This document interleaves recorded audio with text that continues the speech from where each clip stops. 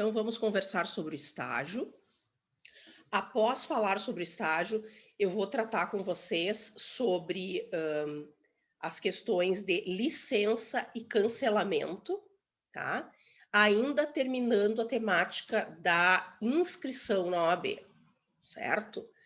Então, vamos lá, vamos falar de estágio. Então, em primeiro lugar, o que é estágio? Tá? A definição de estágio está previsto numa lei do ano de 2008, que é conhecida como Lei de Estágio. Tá? É a Lei 11.788, a Lei do Estágio. E essa lei define estágio no seu artigo 1º, dispondo que o estágio é um ato educativo, escolar, supervisionado, desenvolvido no ambiente de trabalho, que visa a preparação para o trabalho produtivo de educandos que estejam frequentando o ensino regular em instituições de educação superior, educação profissional, ensino médio, educação especial e dos anos finais do ensino fundamental, na modalidade profissional na educação de jovens e adultos. Então, essa é a definição legal no nosso ordenamento jurídico, é a definição legal de estágio. Grifo com vocês nessa definição, tá? As palavras aqui, ó, educandos e frequentando o ensino em instituições de educação superior, que é o nosso caso do direito. Nós vamos falar agora do estagiário de direito, né? Então, pela lei de estágio, o estagiário de direito é o estudante de direito, tá? Que desenvolve num ambiente profissional, pode ser num gabinete de um juiz, pode ser no tribunal, enfim, pode ser no escritório de advocacia. Então, é uma atividade dentro do ambiente de trabalho que tem o objetivo de aprendizado, então é por isso que ele é considerado um ato educativo. Tem o objetivo de aprendizagem, né? E assim como os outros estagiários, né? O estagiário que realizar atividade prática em escritório de advocacia, a ele se aplica, né? A esse estagiário se aplica a lei de estágio. E o artigo 12 dessa lei concede ao estagiário o direito de receber bolsa sem vínculo empregatício e direito de recesso de 30 dias, se o estágio ultrapassar 1 ano. Vejam, é muito importante o contrato de estágio. É importante até mesmo para os escritórios de advocacia. Eu estou falando em estágio escritório porque a nossa disciplina fala em advogado, né? Então, nós estamos falando em estágio em escritório de advocacia. Eu não estou falando em outro tipo de estágio no judiciário, etc. Estou falando em escritório. Então, é necessário que seja feito um contrato. Que vocês tenham um contrato com esse escritório de advocacia. E vocês, então, não terão vínculo trabalhista, tá bem? Vocês não vão ganhar salário, vocês vão ganhar uma bolsa. Vocês não vão ter 13º, férias, adicional noturno. Isso nada terá, né, no estágio. Agora, vamos a uma situação sui generis que existe previsão no Estatuto da Advocacia. De acordo com o Estatuto, que é uma lei de 1994, o estágio profissional pode ser cumprido por bacharel em direito que queira se inscrever na ordem. Essa inscrição na ordem que fala o parágrafo 4º do artigo 9º é a inscrição como estagiário, tá? Então, a gente viu a semana passada que a OAB, quem é que faz parte da OAB? Os quadros da OAB, estagiário, inscrito na OAB é advogado. Nem todos os estagiários têm inscrição na OAB, somente alguns, tá? Nós já vimos os requisitos na semana passada. Mas percebam qual é aqui uma contradição que existe, né? Na verdade, entre as leis, né? Entre a lei do estágio e o estatuto. O estatuto prevê que o bacharel em direito, ou seja, a pessoa que já se formou, a pessoa que não está mais vinculada numa instituição de educação superior, essa pessoa poderia fazer estágio, de acordo com o estatuto. Não vamos esquecer o seguinte: o estatuto é uma lei federal do ano de 1994. A lei de estágio é uma lei federal do ano de 2008. Tá? Aí a gente pode ver quando existe uma contradição, né, uma incoerência entre as normas, a gente tem que ver como é que soluciona isso. A princípio, né, são duas leis de mesma hierarquia, então, por aquilo que a gente aprende lá no primeiro semestre, né, a lei posterior, né, então, revoga o dispositivo contrário da lei anterior, enfim. Pois bem, pessoal, na verdade, na prática, não há essa, não é considerada essa revogação. A lei de estágio não revoga o estatuto nesse dispositivo, porque na prática a OAB continua mantendo estagiários bacharéis. Então, o bacharel que se forma não passa na prova da OAB, ele pode ficar vinculado à OAB como estagiário. Qual é a vantagem disso? A vantagem é que ele vai ter algumas prerrogativas. Esse estagiário inscrito na OAB, ele vai poder fazer algumas coisas que o estagiário sem carteirinha da OAB não pode, tá? Então, é melhor para o bacharel ser vinculado à OAB como estagiário do que não ser vinculado à OAB de forma alguma, entenderam? Então, o estágio, aqui eu coloquei, né? Então, vejam, qual é a grande divergência com a lei do estágio? Para a lei do estágio, só é considerado estágio se for um aluno matriculado, vinculado a uma instituição de ensino, tá? E mais, o estágio, de acordo com a lei do estágio, deve durar no máximo 4 períodos letivos, isso seria 2 anos, tá? Vejam, a situação, o bacharel estagiário, na verdade, ele tem uma situação irregular, que pode ser um risco, de certa forma, para um escritório de advocacia. O risco é de que esse bacharel entre com uma reclamatória trabalhista solicitando vínculo trabalhista. Porque se pegar um bacharel... Claro, em geral, os escritórios querem estimular, né? Ficam com o bacharel ali, estagiário também, querendo que o bacharel passe logo na prova da OAB para poder efetivar esse advogado. Mas existe um risco do escritório de advocacia de ter algum bacharel, né? Meio, talvez, mal intencionado, ou sei lá, né? E ele tem a carteirinha de estagiário pela OAB, mas eventualmente ele diz: olha, mas eu estou tendo que cumprir horário, né? Eu sou subordinado, eu tenho que cumprir horário, eu tenho que fazer o que me mandam, eu tenho subordinação. Esse bacharel pode entrar com uma reclamatória trabalhista pedindo vínculo trabalhista, que seja declarado vínculo trabalhista. Aí ele vai ter direito a todos os direitos trabalhistas, né? Os atos dos estagiários devem ser praticados conjuntamente com advogados inscritos na OAB, tá?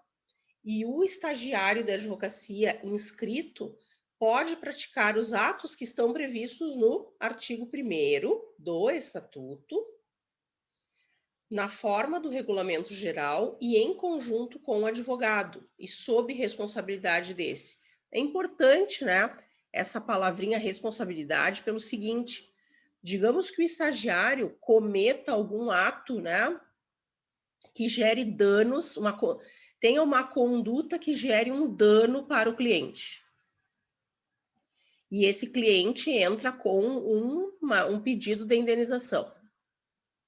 Contra quem? O estagiário, o advogado? Na verdade, o advogado é responsável, né? Então, o que pode se falar é sobre a responsabilidade solidária entre o estagiário e o advogado. Mas o advogado é responsável, o advogado que é responsável pelo estagiário, né? Sempre vai ter que ter um advogado responsável pelo estagiário. Vejam só. O que são atividades privativas da advocacia? O artigo 1 do Estatuto. A postulação a órgãos do Poder Judiciário ou juizados especiais, exceto habeas corpus, que não é privativo de advogado, né? E as atividades de consultoria, assessoria e direção jurídica. Isso tudo tem que ser realizado exclusivamente por advogado. O Regulamento Geral do Estatuto da OAB, no artigo 28, trata, né, ali, fala da questão, né, do estagiário no seu parágrafo 1º. E diz que o estagiário pode praticar isoladamente alguns atos. Vamos ver quais são esses atos. Sempre sob a responsabilidade de um advogado. Mas quais são esses atos? Retirar e devolver autos em cartório, obter junto aos escrivães e chefes de secretaria certidões de peças ou autos de processos em curso ou findos, assinar petições de juntada de documentos a processos judiciais ou administrativos. E para o exercício de atos extrajudiciais, o estagiário pode comparecer isoladamente, desde que receba autorização ou subestabelecimento do advogado. O subestabelecimento é o ato pelo qual o procurador, né, o advogado, transfere ao subestabelecido, né, os poderes que lhe foram conferidos pelo mandante. Tá? Para inscrição como estagiário, é necessário preencher os requisitos do artigo 8º, os incisos 1º, 3, 3º, 5º, 6º e 7º. Já vamos ver, vamos lembrar deles. Também o estagiário deve ter sido admitido num estágio profissional de advocacia. O formulário da OAB do Rio Grande do Sul para se inscrever como estagiário, esse formulário solicita que o aluno comprove matrícula na disciplina de estágio ou na prática jurídica do curso. Tá? Olhem o que diz, vamos lembrar lá o artigo 8º, sobre inscrição do advogado. Requisitos para se inscrever como advogado: capacidade civil, diploma ou certidão de graduação, título de eleitor, aprovação do exame de ordem, não exercer atividade incompatível, idoneidade moral, prestar compromisso. Isso é para ser advogado, para se inscrever como advogado. Quais são os que não são exigidos para estagiário? Somente o inciso 2º e 4º. De todos esses requisitos, somente o estagiário não precisa ser formado em direito, obviamente, e ele não precisa ter sido ainda aprovado pela OAB, na prova da OAB. Tá? O resto ele tem que ter. O estagiário tem que ter capacidade civil, título de eleitor, não exercer atividade incompatível, idoneidade, prestar compromisso, tudo isso deve estar presente também para o estagiário. Tá? A inscrição do estagiário será feita no conselho seccional onde esteja situado o seu curso de direito. Tá? É diferente da inscrição do advogado, a que a gente vai falar agora, a inscrição suplementar, a inscrição principal do advogado, né? No estágio, não tem como eleger. O estagiário não tem como eleger o conselho seccional. Ele vai se inscrever no conselho seccional onde está o seu curso. Vocês se inscrevem na OAB-RS, no Conselho Seccional do Rio Grande do Sul. Porque a PUC está em Porto Alegre, Rio Grande do Sul. A inscrição do estagiário na OAB perdura pelo prazo de até 3 anos. Então, a carteirinha né? A carteirinha que vocês vão ter de estagiário na OAB pode valer o último ano do curso e os 2 primeiros anos de formado, por exemplo. Pode, em tese pode. Tá? O estágio profissional, ele não é obrigatório, pessoal. Ele somente será obrigatório para quem deseja se inscrever na OAB como estagiário. Tá? O estágio de prática jurídica é aquele ministrado pelas instituições de ensino que tem natureza curricular e é obrigatório para todos os estudantes, tá? E esse tipo de estágio de prática jurídica não precisa inscrição na OAB, tá? A inscrição prévia de estagiário na OAB não é condição para posterior inscrição na OAB como advogado.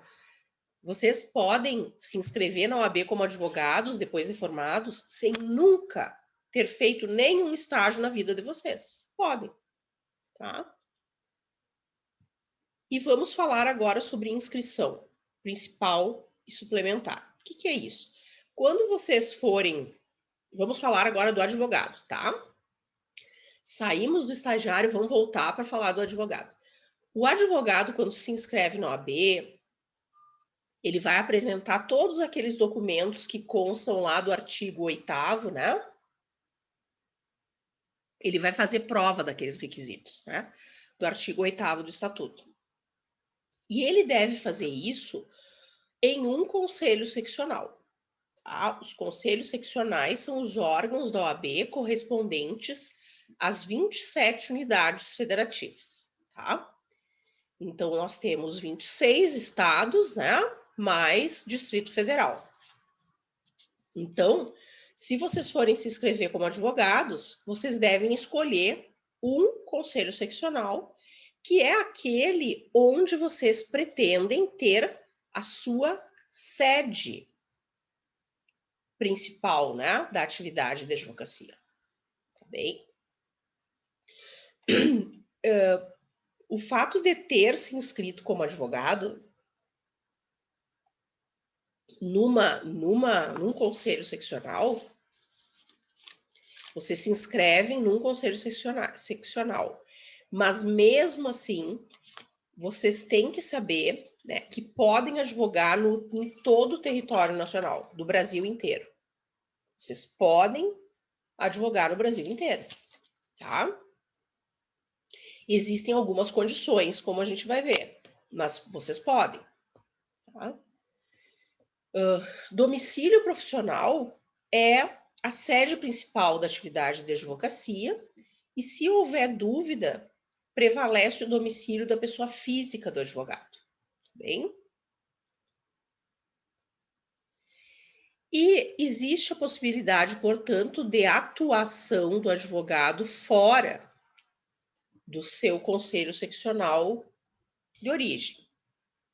Então, é o Estatuto da OAB que diz, no seu artigo 10º, parágrafo 2º, né, fala essa possibilidade. E só diz o seguinte, né, para que o advogado possa atuar fora do conselho seccional do seu estado, né, esse advogado vai ter que fazer uma inscrição suplementar se ele for advogar em caráter habitual no outro estado, na outra unidade federativa. O que é considerado exercício habitual da advocacia? Pela lei, é quando o advogado excede as 5 causas por ano, ultrapassa 5 causas por ano. Então, até 5 causas por ano é considerado uma advocacia eventual. Então, você se inscreve em Porto Alegre e lá em São Paulo vocês têm umas 2 causas no ano. Isso é um exercício eventual da advocacia em São Paulo.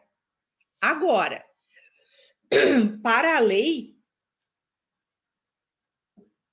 vai ser considerado habitual se exceder 5 causas, a partir de 6 causas. tá? Então, vocês vão ter que fazer uma inscrição suplementar nessa ou nesse outro conselho seccional, tá?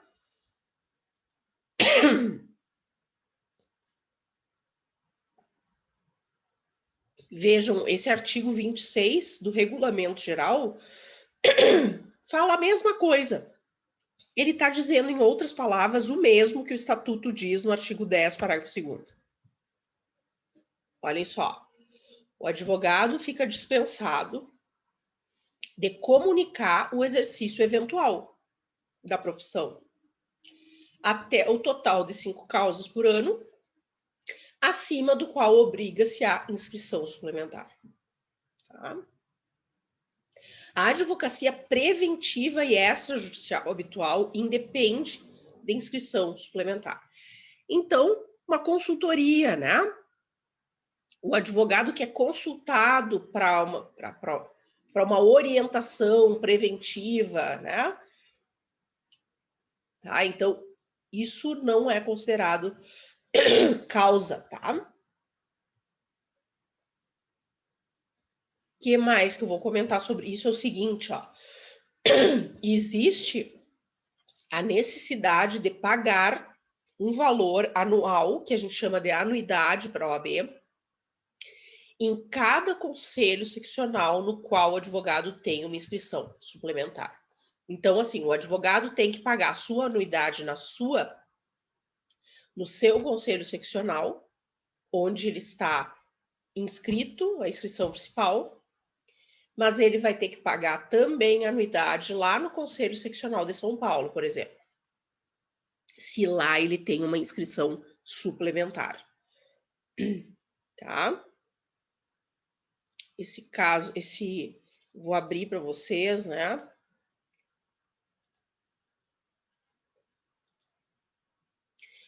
Olhem só, essa é uma notícia, é de 2018, ainda está tramitando, um projeto de lei que pretende acabar com a inscrição suplementar. É um projeto de lei que retira a exigência da inscrição suplementar, tá? E esse texto pretende alterar o Estatuto da Advocacia justamente nesses dispositivos que eu estou mostrando para vocês.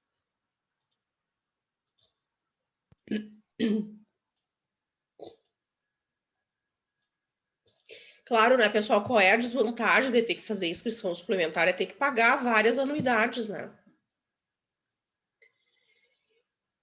Algumas observações aqui em relação ao que se entende por causa. Recursos decorrentes e processados em tribunais localizados fora do território da sede principal, não se entende por causa esses recursos. Então, imaginem que vocês têm vários recursos no STF e STJ. Vocês não precisam fazer inscrição suplementar no Distrito Federal, na OAB, de jeito nenhum, não precisa. Algumas outras condutas do advogado que não são consideradas intervenção judicial. A defesa em processo administrativo, em inquéritos policiais, o visto em contratos constitutivos de pessoa jurídica, a impetração de habeas corpus e o simples cumprimento de carta precatória. Esses são exemplos de condutas que não constituem intervenção judicial para os efeitos do artigo 10, parágrafo 2º, que é considerar causa, né? Causa anual. Sobre a inscrição suplementar, ainda deixo aqui uma informação, que é o seguinte: é obrigatória a inscrição suplementar de um advogado de uma filial de uma sociedade de advogados em outro estado. Então, vocês têm uma sociedade de advocacia em Porto Alegre e resolvem criar uma filial no Ceará, tá? Todos os sócios do escritório de vocês, né? Lá na filial, para atuar no Ceará, todo mundo vai ter que fazer a inscrição suplementar no Ceará, independente de ter mais ou menos de 5 causas no ano, tá? Só pelo fato de ser filial. sobre transferência, mudança de domicílio profissional, tá? Vocês devem fazer a solicitação. Vocês que eu digo os advogados, né? O advogado, quando se muda a sede profissional, ele tem que pedir para a OAB, para o seu conselho seccional, pedir uma transferência de inscrição, tá? E esse pedido é um dever que o advogado tem, é um dever ético, um dever legal, e corresponde ao direito que o advogado possui, né? Um dever que corresponde ao direito de escolher livremente qual a sede principal da sua atuação, tá? E, por fim, vou falar aqui, tem mais 2 slides, só esse mais um, sobre licença e cancelamento, para a gente terminar a matéria aqui de inscrição e podermos passar para a aula, para a parte dialogada da aula, que é a parte que depois eu não vou gravar, né? Então, licença e cancelamento. A licença está prevista no artigo 12 e é uma das formas pelas quais o advogado se afasta do exercício profissional, tá? Quando é que acontece a licença? Quando o advogado assim o requerer por motivo justificado. Ele vai ter que ir na OAB e vai ter que solicitar licença, justificando por que ele quer se licenciar. Quando o advogado passar a exercer em caráter temporário uma atividade incompatível com o exercício da advocacia.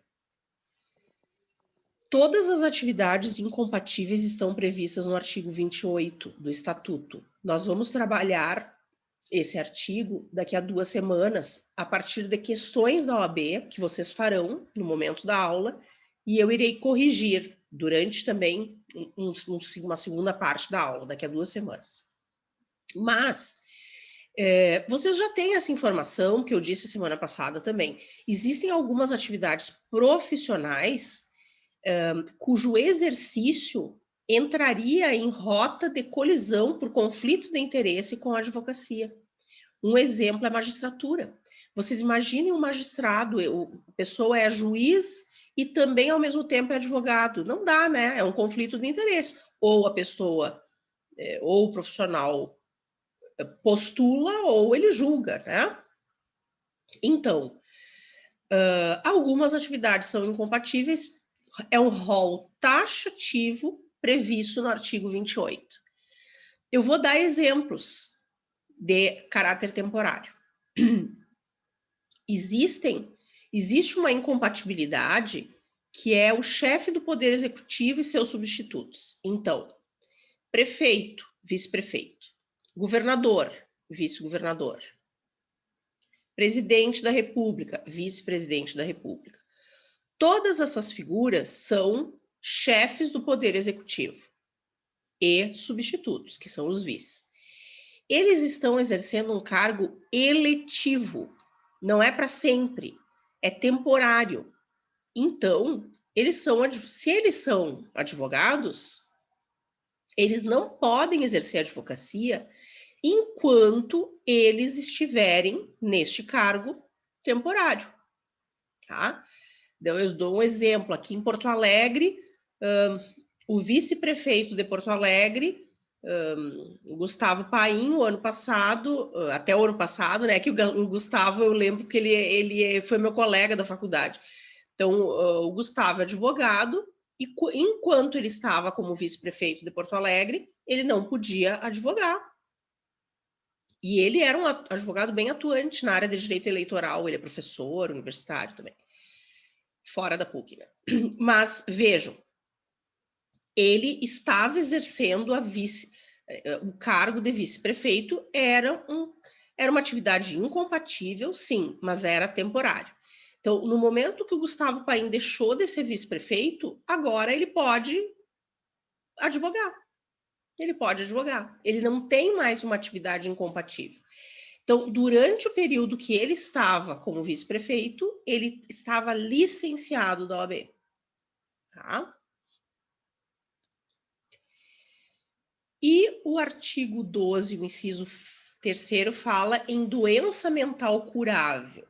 Eu sei que essa definição é bem difícil para nós que não somos da área da saúde, não somos médicos, né? Não somos neurologistas, não somos psiquiatras, mas a OAB vai ter que avaliar isso, né? O que é exatamente considerado doença mental curável, né? Talvez solicite algum atestado médico, enfim, tá?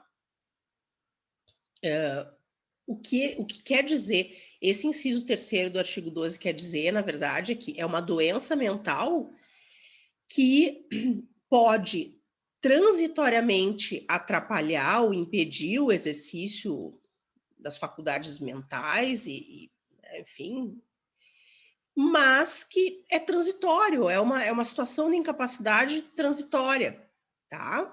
Por isso a pessoa não vai ter sua OAB cancelada, ela vai ser só licenciada durante aquele período transitório em que ela não tem condições cognitivas, afetivas de exercer a advocacia, tá? Uma observação sobre licença é a seguinte: licença e cancelamento, o principal efeito é o mesmo. A pessoa, o advogado que tiver a sua OAB, a sua inscrição cancelada ou licenciado, eles não vão poder advogar. Eles não vão poder advogar. Uma grande diferença é que e não pagam anuidade, né? Quem está licenciado não paga anuidade, tá? Não pode advogar, mas não precisa pagar anuidade. É o efeito. Uma outra diferença. O advogado que se licencia, ele não perde o número original da carteirinha do AB, da inscrição do AB. Então, Oi? Sim? Acho que não é. Então, foi um ruído sem querer. Diga, Lísia, eu não entendi. Desculpa, professora, apenas acho que foi um ruído de algum colega sem querer e eu acabei fazendo outro. Acho que sim. Então, pessoal, assim, ó, eu tenho um número do OAB, 50.105. Eu me licenciei, eu tive um período que eu estava licenciada. Eu retomei, né, cancelei minha licença, digamos, não é a palavra cancelar, mas eu encerrei a minha licença, retomei a situação regular da minha inscrição e recuperei o meu número. Meu número continua sendo 50.105. Agora, cancelamento não. Cancelamento, o advogado perde o seu número, tá? E o cancelamento, é o nosso último slide aqui, o cancelamento está no artigo 11 do Estatuto, e diz o seguinte, que se cancela a inscrição do profissional que assim o requerer, percebam a diferença, né, pessoal? Assim o requerer, não precisa motivar, não precisa justificar, não precisa se explicar. Só pedir. O advogado quer pedir para sair da OAB, quer cancelar a sua inscrição, ele vai lá e pede, não precisa se explicar para ninguém por motivo. Cancela-se a inscrição do advogado que sofrer uma penalidade de exclusão. A penalidade, no caso aqui, é uma sanção administrativa, né? É uma sanção ético-disciplinar, sanção disciplinar. E essa sanção de exclusão é a mais severa de todas, né? A pessoa é retirada da OAB. Ela não pode advogar. Essa penalidade, ela está prevista para casos de infração disciplinar gravíssima. Algumas infrações disciplinares gravíssimas, tá? É importante que eu diga já, né? Nós vamos tratar uma aula sobre as infrações, sanções, mas eu já digo de antemão aqui, é possível se reabilitar e retomar a sua inscrição, tá? A gente vai falar sobre isso mais adiante, a reabilitação, depois que a pessoa for excluída da OAB. Mas, é claro, é um processo burocrático, moroso, para voltar, enfim, retomar a sua inscrição. Mas vocês devem saber que a pessoa que cancela a sua OAB, ela pode retomar, exceto no caso do inciso 3º. Olhem aqui o artigo 11, inciso 3º. É o único caso que o advogado cuja inscrição é cancelada, ele não pode retomar, que é no caso de falecimento, tá? Então, cancela-se a inscrição da OAB automaticamente quando o advogado morre. E passar a exercer em caráter definitivo uma atividade incompatível com a advocacia. Então, lá no artigo 28, como eu disse para vocês, todas as atividades incompatíveis.